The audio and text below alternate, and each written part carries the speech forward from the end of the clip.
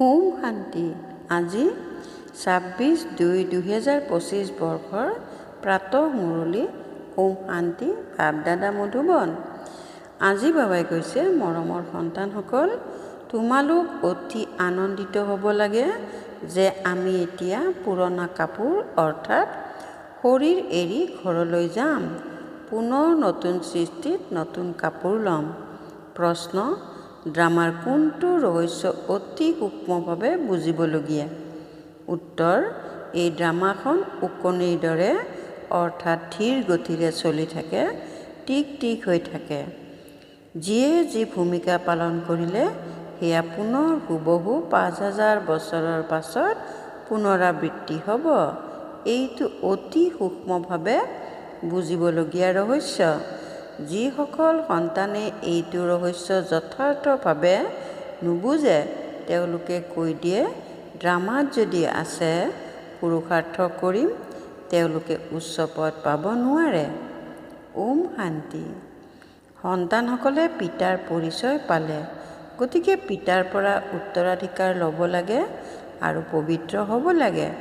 কোৱাও হয়, হে পতিত পাৱন, আহি আমাক পাৱন কৰি তোলক, কিয়নো এইটো বুজি পায় যে আমি পতিত বুদ্ধিৰ। বুদ্ধিয়েও কয়, এয়া পতিত লৌহযোগী সৃষ্টি। নতুন সৃষ্টিক সতোপ্ৰধান, পুৰণি সৃষ্টিক তমোপ্ৰধান বুলি কোৱা হয়। তোমালোক সন্তানসকলে এতিয়া পিতাক পালা, ভক্তসকলে ভগৱানক পালে। কোৱাও হয়, ভক্তিৰ পাছত ভগৱান আহি ভক্তিৰ ফল দিয়ে, কিয়নো পৰিশ্ৰম কৰে, সেয়েহে ফলো বিচাৰে। ভক্তই কি পৰিশ্ৰম কৰে সেয়া তোমালোকে জানা। তোমালোকে আধাকল্প ভক্তিমাৰ্গত হাবাথুৰি খাই ভাগৰি পৰিছা, ভক্তিত বহুত পৰিশ্ৰম কৰিছা। এয়াও ড্ৰামাত নিৰ্ধাৰিত হৈ আছে। পৰিশ্ৰম কৰা হয় লাভৰ বাবে। এনেকৈ ভাবে যে ভগৱান আহি ভক্তিৰ ফল দিব, তেন্তে ফল দিওঁতা ভগৱানেই হ'ল। ভক্তই ভগৱানক স্মৰণ কৰে, কিয়নো ভক্তিত দুখ হয়। সেইবাবে কয়, আহি আমাৰ দুখ হৰণ কৰক, পাৱন কৰি তোলক। কোনেও নাজানে যে এতিয়া ৰাৱণ ৰাজ্য। ৰাৱণেই পতিত কৰিছে। কোৱাও হয়, ৰাম ৰাজ্য লাগে, কিন্তু সেয়া কেতিয়া কেনেকৈ হয় কোনেও এয়া গম নাপায়। আত্মাই বুজি পায় যে এতিয়া ৰাৱণ ৰাজ্য। এয়া হয়েই ভক্তিমাৰ্গ। ভক্তই বহুত নৃত্য ধেমালি কৰে, আনন্দিতও হয়, আকৌ কান্দেও। ভগৱানৰ প্ৰেমত চকুলো ওলায়, কিন্তু ভগৱানক নাজানে। যাৰ প্ৰেমত চকুলো ওলায় তেওঁক জানিব নালাগে জানো? চিত্ৰৰ পৰাতো একো পোৱা নাযায়। অৱশ্যে হয়, বহুত ভক্তি কৰিলে সাক্ষাৎকাৰ হয়। বছ, সেয়াই তেওঁলোকৰ কাৰণে আনন্দৰ কথা। ভগৱান নিজে আহি নিজৰ পৰিচয় দিয়ে, মই কোন, মই যি হওঁ, যেনেকুৱা হওঁ, জগতত কোনেও নাজানে। তোমালোকৰ মাজতো যিসকলে বাবা বুলি কয়, তেওঁলোকৰ মাজতো কোনোবা দৃঢ়, কোনোবা কেঁচা। দেহ অভিমান এৰিবলৈকে পৰিশ্ৰম কৰিবলগীয়া হয়। দেহী অভিমানী হ'ব লাগে। পিতাই কয়, তোমালোক হৈছা আত্মা, তোমালোকে 84 জন্ম ভোগ কৰি তমোপ্ৰধান হৈ গৈছা। এতিয়া আত্মাই তৃতীয় নেত্ৰ পালে। আত্মাই বুজি আছে। পিতাই তোমালোক সন্তানসকলক গোটেই সৃষ্টিচক্ৰৰ জ্ঞান দিয়ে। পিতা জ্ঞানৱান, সেয়েহে সন্তানসকলকো জ্ঞান দিয়ে। কোনোবাই সোধে, কেৱল আপোনালোকেহে 84 জন্ম লয় নেকি? তেতিয়া ক'বা, হয়, আমাৰ মাজত কোনোবাই 84, কোনোবাই 82 জন্ম লয়। আটাইতকৈ বেছি 84 জন্মই লয়। 84 জন্ম তেওঁৰ হয়, যিয়ে আৰম্ভণিত আহে। যিসকলে ভালদৰে পঢ়ি উচ্চ পদ প্ৰাপ্ত কৰে তেওঁলোক সোনকালেই আহিব, মালাত সমীপত স্থান লৈ ল'ব। যেনেকৈ নতুন ঘৰ সাজি থাকিলে তেতিয়া অন্তৰে বিচাৰে সোনকালে হৈ গ'লে আমি গৈ থাকিম। তোমালোক সন্তানসকলো আনন্দিত হোৱা উচিত। এতিয়া আমি এই পুৰণা কাপোৰ এৰি নতুন ল'ম। নাটকত ভাৱৰীয়াই আধা ঘণ্টা আগৰে পৰা ঘড়ী চাই থাকে। সময় পূৰা হ'লে ঘৰলৈ যাব। সেই সময় আহি যায়। তোমালোক সন্তানসকলৰ বাবে বেহদৰ ঘড়ী আছে।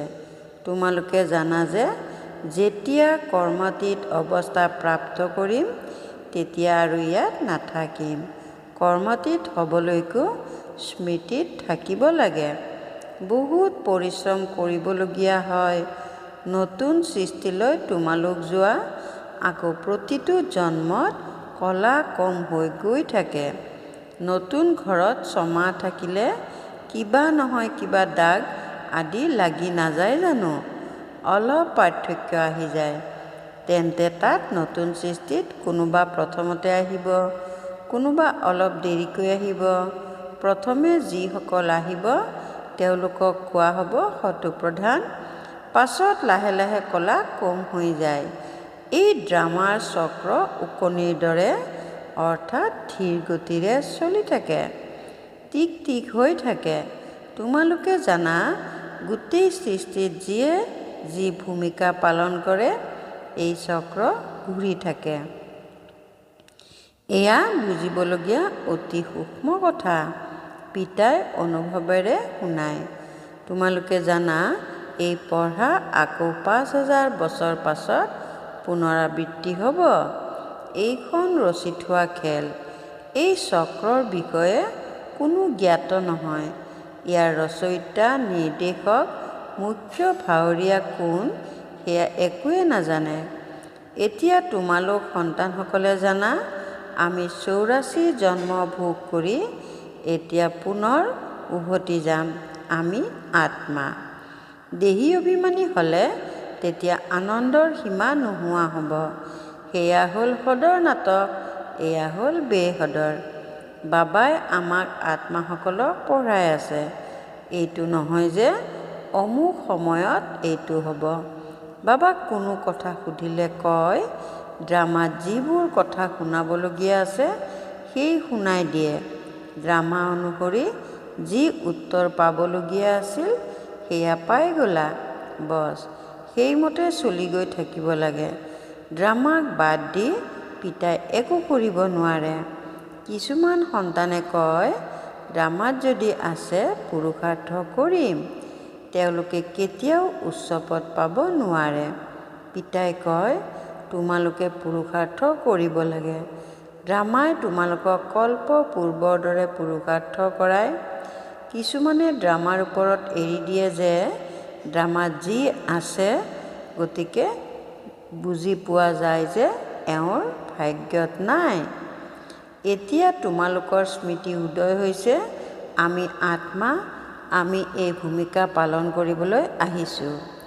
আত্মাও অবিনাশী, ভূমিকাও অবিনাশী।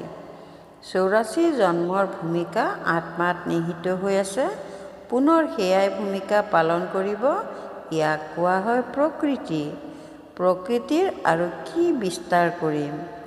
এতিয়া মুখ্য কথা হ'ল পাৱন নিশ্চয় হ'ব লাগে। এইটোৱেই চিন্তা। কৰ্ম কৰি থাকিও পিতাৰ স্মৃতিত থাকিব লাগে। তোমালোক এজন প্ৰিয়তমৰ প্ৰিয়তমা নোহোৱা জানো? এজন প্ৰিয়তমকে সকলো প্ৰিয়তমাই স্মৰণ কৰে। সেই প্ৰিয়তমে কয়, এতিয়া মোক স্মৰণ কৰা। মই তোমালোকক পাৱন কৰিবলৈ আহিছোঁ। তোমালোকে মোকেই পতিত পাৱন বুলি কোৱা। আকৌ মোক পাহৰি গংগাক কিয় পতিত পাৱনী বুলি কোৱা? এতিয়া তোমালোকে বুজি পাইছা, গতিকে সেয়া সকলো এৰি দিছা। তোমালোকে বুজি পোৱা যে পিতাহে পতিত পাৱন। এতিয়া পতিত পাৱন বুলি শ্ৰীকৃষ্ণক বুজি লৈ কেতিয়াও স্মৰণ নকৰিবা। কিন্তু ভগৱান কেনেকৈ আহে এয়া কোনেও নাজানে। শ্ৰীকৃষ্ণৰ আত্মা যি সত্যযুগত আছিল, তেওঁ অনেক ৰূপ ধাৰণ কৰি কৰি এতিয়া তমোপ্ৰধান হৈ গ'ল, আকৌ সতোপ্ৰধান হয়। শাস্ত্ৰত এইটো ভুল কৰি দিছে। এইটো ভুল যেতিয়া হয় তেতিয়াহে মই আহি অভুল অৰ্থাৎ শুধৰণি কৰিম। এই ভুলবোৰ ড্ৰামাত আছে, আকৌ হ'ব। এতিয়া তোমালোকক বুজোৱা হৈছে শিৱ ভগৱানুবাচ। ভগৱান বুলি শিৱকেই কোৱা হয়। ভগৱানটো এজনেই, সকলো ভক্তক ফল দিওঁতা হৈছে এজন ভগৱান। তেওঁক কোনেও জানিব নোৱাৰে। আত্মাই কয়, হে ঈশ্বৰ পিতা, এই লৌকিক পিতাটো ইয়াতে আছে, তথাপি সেইজন পিতাক স্মৰণ কৰি থাকে। গতিকে আত্মাৰ দুজন পিতা হৈ যায়। ভক্তিমাৰ্গত সেইজন পিতাক স্মৰণ কৰি থাকে। আত্মাটো আছেই। ইমানবোৰ আত্মাই নিজা নিজা ভূমিকা প্ৰাপ্ত কৰিছে। এটা শৰীৰ এৰি পুনৰ আন এটালৈ ভূমিকা পালন কৰিবলগীয়া হয়। এই সকলোবোৰ কথা পিতাইহে বুজায়। এনেকৈ কয়ো যে আমি ইয়াত ভূমিকা পালন কৰিবলৈ আহিছোঁ। এয়া হৈছে এখন মঞ্চ। ইয়াত এই চন্দ্ৰ তৰা আদি সকলো বন্তি আছে। এই সূৰ্য চন্দ্ৰ তৰাবোৰক মনুষ্যই দেৱতা বুলি কৈ দিয়ে, কিয়নো এইবোৰে বহুত ভাল কাম কৰে, চিকমিকাই থাকে, কাকো অসুবিধা নিদিয়ে, সকলোকে সুখ দিয়ে, বহুত কাম কৰে। সেয়েহে এইবোৰক দেৱতা বুলি কৈ দিয়ে। ভাল কাম কৰোঁতাসকলক এনেকৈ কয় নহয় যে এওঁতো দেৱতাৰ নিচিনা। এতিয়া বাস্তৱত দেৱতাসকলতো সত্যযুগত আছিল। সকলো সুখ দিওঁতা আছিল, সকলোৰে মৰম চেনেহ আছিল। সেয়েহে দেৱতাসকলৰ লগত তেওঁলোকৰ তুলনা কৰে। দেৱতাসকলৰ গুণৰো গায়ন কৰা হয়। তেওঁলোকৰ আগত গাই মোৰ নিৰ্গুণীৰ কোনো গুণ নাই, আপুনি ৰহম কৰক, আপোনাৰতো দয়া উপজে চাগৈ। পিতাই কয়, দয়া উপজিছে, সেয়েতো পুনৰাই আহিছোঁ তোমালোকক গুণৱান কৰি তুলিবলৈ। তোমালোক পূজ্য আছিলা, এতিয়া পূজাৰী হৈ গৈছা, পুনৰ পূজ্য হোৱা। আমিয়েই সেয়া। ইয়াৰ অৰ্থও তোমালোকক বুজোৱা হৈছে। মনুষ্যইতো কৈ দিয়ে আত্মাই পৰমাত্মা, পৰমাত্মাই আত্মা। পিতাই কয় এয়া ভুল। তোমালোক আত্মা নিৰাকাৰ আছিলা, পাছত দেৱতা, ক্ষত্ৰিয়, বৈশ্য, শূদ্ৰ হ'লা। এতিয়া তোমালোকে ব্ৰাহ্মণ বৰ্ণত আহিছা। আত্মা প্ৰথমে সতো প্ৰধান, সতো ৰজো তমোত আহে। এতিয়া তোমালোক সন্তানসকলে বুজি পোৱা যে এই জ্ঞান পিতাই কল্পই কল্পই সংগম যুগত আহি আমাক দিয়ে। যথাযথ ভাৰত স্বৰ্গ আছিল, তাত কিমান কম মনুষ্য হ'ব। এতিয়া হৈছে কলি যুগ, সকলো ধৰ্ম আহি গ'ল। সত্যযুগত জানো আন কোনো ধৰ্ম আছিল? তাত হয়েই এক ধৰ্ম, বাকী সকলো আত্মা গুচি যায়। তোমালোকে জানা যে এতিয়া এই পুৰণি সৃষ্টিৰ বিনাশ সমাগত। পিতাই ৰাজযোগ শিকাই আছে। কোনোবা আহিলে তেতিয়া ক'বা এয়া বেহদৰ ঘড়ী। পিতাই দিব্যদৃষ্টি দি এই ঘড়ী তৈয়াৰ কৰাইছে।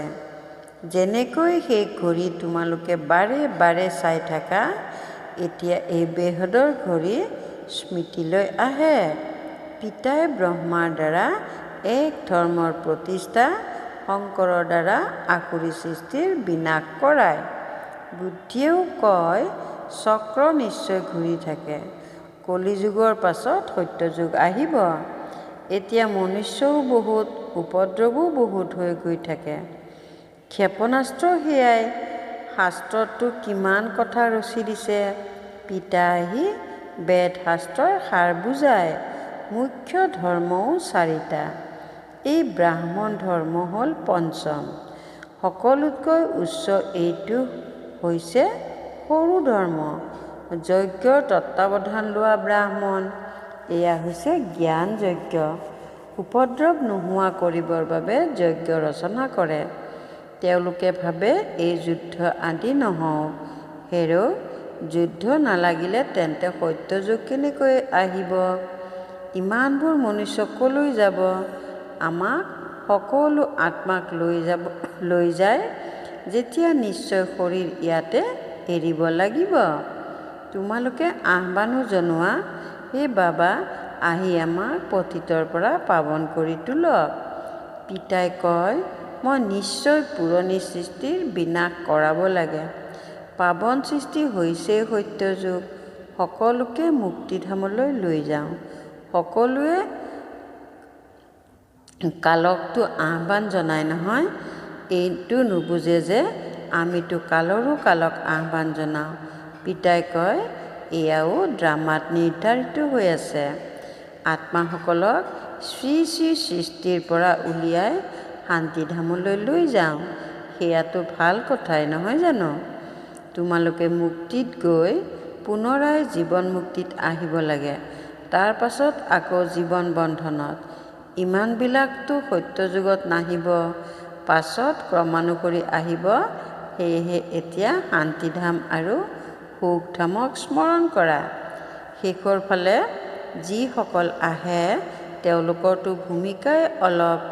প্ৰথমতে নিশ্চয় তেওঁলোকে সুখ পাব।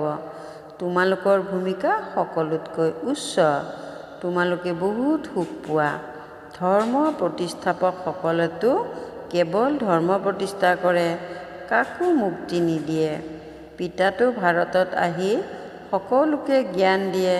তেওঁৱেই সকলোৰে পতিত পাৱন, সকলোকে মুক্তি দিয়ে। অন্য ধৰ্ম প্ৰতিষ্ঠাপকসকল কোনো সদ্গতি কৰিবলৈ নাহে।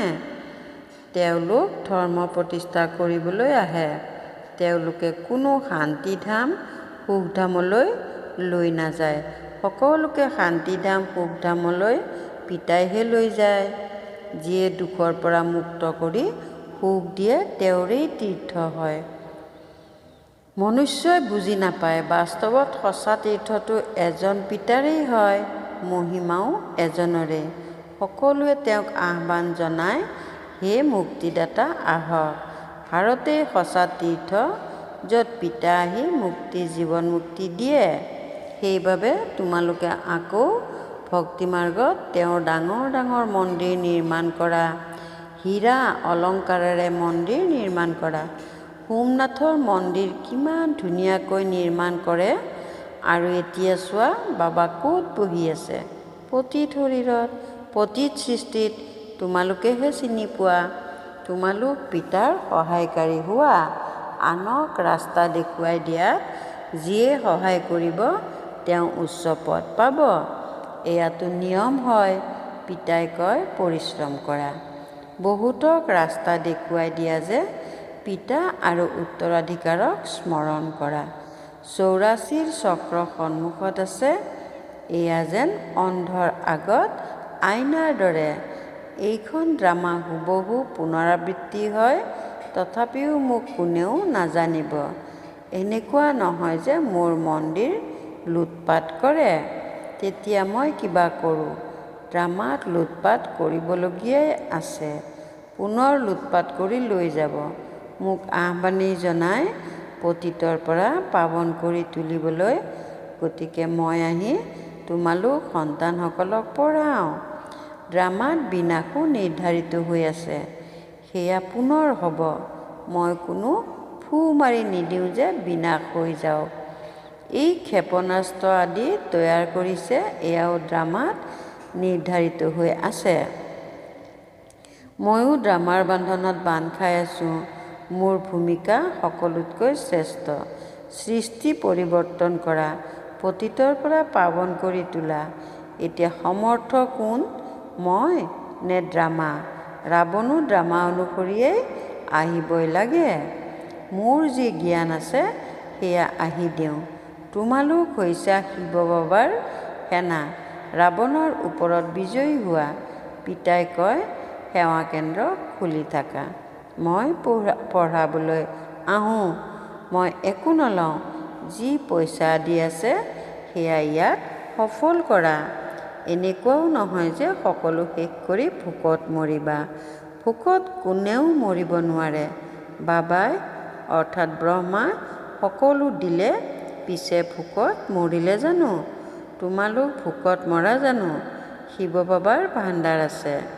আজিকালিতো জগতত চোৱা, কিমান মনুষ্য ভোকত মৰি থাকে। এতিয়া তোমালোক সন্তানসকলেতো পিতাৰ পৰা পূৰা উত্তৰাধিকাৰ ল'বলৈ পুৰুষাৰ্থ কৰিব লাগে। এয়া হ'ল আত্মাক আৰোগ্য কৰাৰ প্ৰাকৃতিক উপায়। একেবাৰে সহজ কথা, কেৱল মুখেৰে কয় মন মনা ভৱ। আত্মাক আৰোগ্য কৰে, সেয়েহে পিতাক অবিনাশী চাৰ্জন বুলিও কোৱা হয়। কেনেকুৱা ভাল অস্ত্ৰোপচাৰ শিকায়। মোক স্মৰণ কৰিলে তোমালোকৰ সকলো দুখ দূৰ হৈ যাব, চক্ৰৱৰ্তী ৰজা হৈ যাবা। এই কাঁইটৰ জংঘলত থাকিও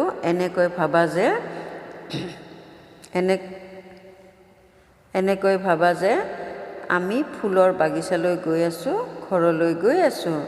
ইজনে সিজনক সোঁৱৰাই থাকা। আল্লাহক স্মৰণ কৰিলে অৰ্থাৎ বাদশ্বাহী পাই যাবা। ভাল বাৰু। অতি মৰমৰ কল্পৰ পাছত পুনৰাই মিলিত হোৱা সন্তানসকলৰ প্ৰতি মাতা পিতা বাপ দাদাৰ স্নেহপূৰ্ণ স্মৰণ আৰু সুপ্ৰভাত। আত্মিক পিতাৰ আত্মিক সন্তানসকলক নমস্কাৰ।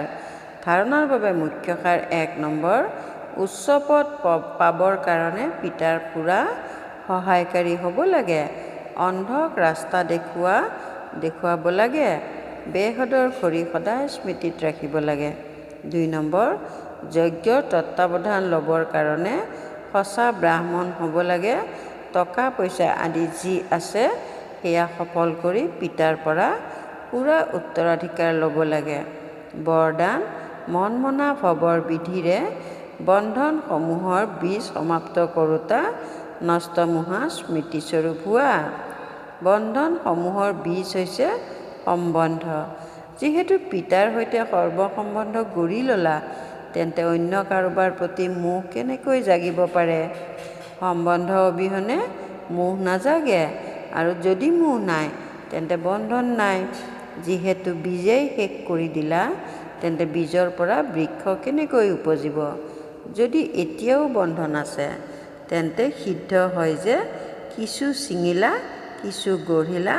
সেইকাৰণে মন মনা ভৱৰ বিধিৰে মনৰ বন্ধনসমূহৰ পৰাও মুক্ত নষ্টমোহা স্মৃতিস্বৰূপ হোৱা। তেতিয়া এই আপত্তিসমূহ সমাপ্ত হৈ যাব যে কি কৰোঁ বন্ধন আছে নিচিঙেই। শ্লোগান, ব্ৰাহ্মণ জীৱনৰ চাহ হৈছে উৎসাহ উদ্দীপনা। সেইকাৰণে যিকোনো পৰিস্থিতি উৎসাহ উদ্দীপনাৰে স্ৰোত যাতে কম নহয়। ব্ৰাহ্মণ জীৱনৰ শ্বাস হৈছে উৎসাহ উদ্দীপনা। সেইকাৰণে যিকোনো পৰিস্থিতিত উৎসাহ উদ্দীপনাৰ স্ৰোত যাতে কম নহয়। ওম শান্তি। একান্ত প্ৰিয় হ'বলৈ একতা আৰু একাগ্ৰতা ধাৰণ কৰিবলৈ আজিৰ অব্যক্ত সংকেত।